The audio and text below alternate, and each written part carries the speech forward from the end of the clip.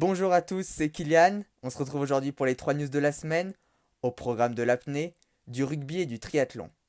En apnée, le français Arnaud Gérald a battu le record du monde en bipalme.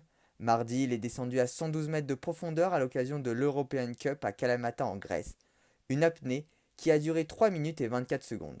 Il a ainsi amélioré le précédent record d'un mètre. En août dernier, le russe Alexei Molchanov était descendu à 111 mètres en 4 minutes et 10 secondes. Le plongeur de 24 ans a réagi face à son exploit en disant « Ça fait depuis le mois de juin que je me prépare à ça. Ce que j'ai ressenti quand j'ai battu le record, c'est surtout de l'apaisement et la sensation de passer à un autre niveau, surtout sur le plan humain. » Cette compétition a donc bien réussi aux Français. En effet, le samedi d'avant, Alice Modolo avait remporté la Coupe d'Europe de poids constant monopalme en descendant à 86 mètres de profondeur.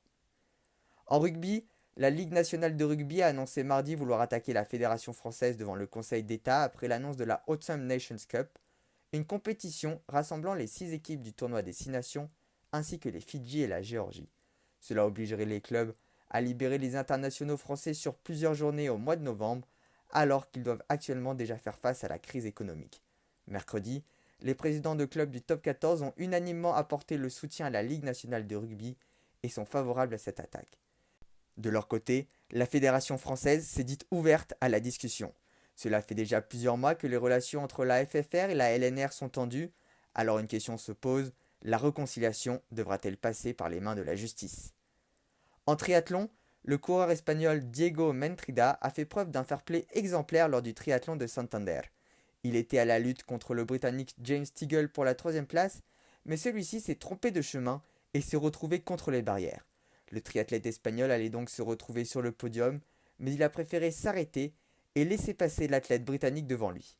Il méritait sa troisième place. Voyant à quel point il se trompait, je me suis arrêté, presque inconsciemment.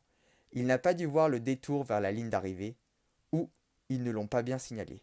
Côté sportif, c'est le quintuple champion du monde Javier Gomez qui s'est imposé, un résultat passé au second plan face à ce geste qui montre bien toute la beauté du sport.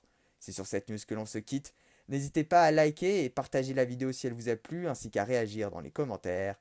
Pour ma part, je vous donne rendez-vous dimanche prochain pour les 3 nouvelles news de la semaine.